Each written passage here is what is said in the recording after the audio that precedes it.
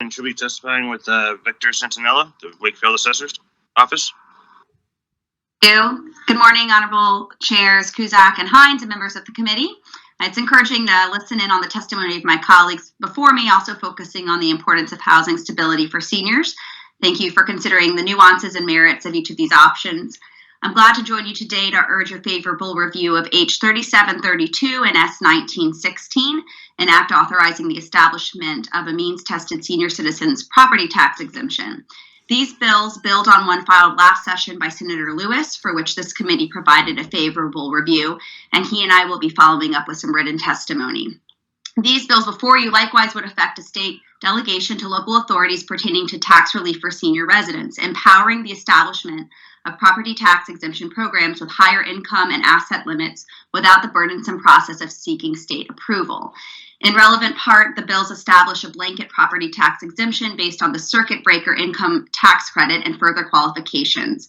The bills direct local boards of assessors to decide at what level between 50 and 200% of the credit to set the exemption, and they direct municipalities to set rates to offset any exemptions.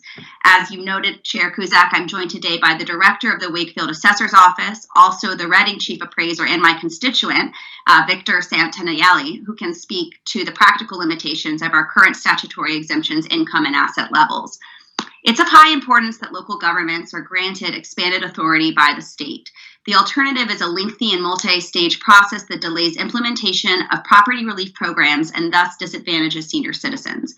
In the most recent session that ended last year, or I guess earlier this year, I was glad to usher through state approval of Wakefield's home rule petition to establish this type of program. But it took 17 months from the filing of that petition before the governor signed it into law.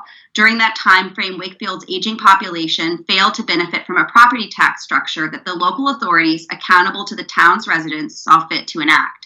Since Wakefield's home rule petition was signed into law, the town's new program has brought significant financial relief to more than 100 senior households, evidence of the magnitude of impact for the measures of this nature.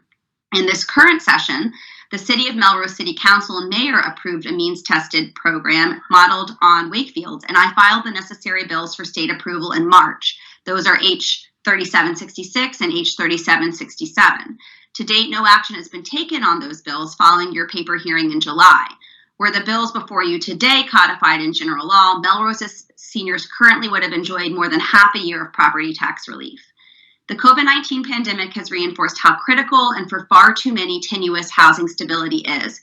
This is especially true in the context of the Commonwealth's aging population, something I've heard not only as a state representative for the 32nd Middlesex, but also as House Vice Chair of the Joint Committee on Elder Affairs.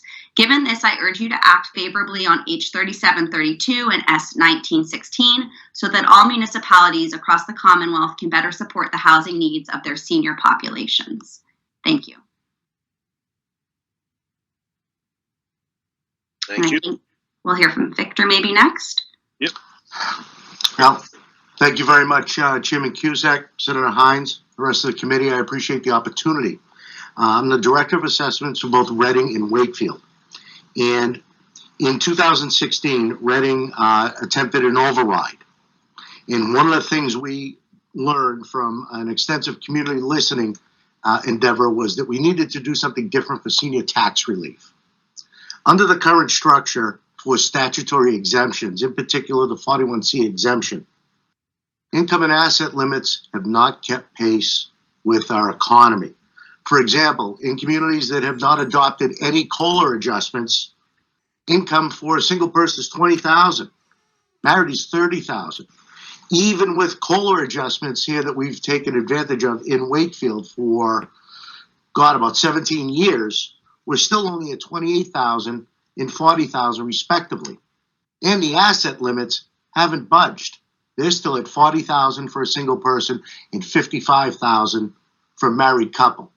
So if you have an elderly widow who has, say, a $30,000 little pension coming in and, say, a $50,000 CD, can't make ends meet, she cannot qualify for the exemption. By state statute, the exemption is fixed at $500. By local option, we can raise it to $1,000. And under that program, it is reimbursed by the state. but about 100 communities have raised the exemption to 1,000 because, dare I say, like Wakefield and Reading, we don't care about the reimbursement. We care about helping people. So, as a result of that override, I was tasked with finding a better way to do it. And I looked at Sudbury. Nice program to begin with. But I didn't want to reinvent the wheel and institute a local means test. That becomes cumbersome for both the senior taxpayer and for the staff, my staff, implementing it. So, seeing whereas the senior circuit breaker income tax credit is already a means tested program, I based everything on that.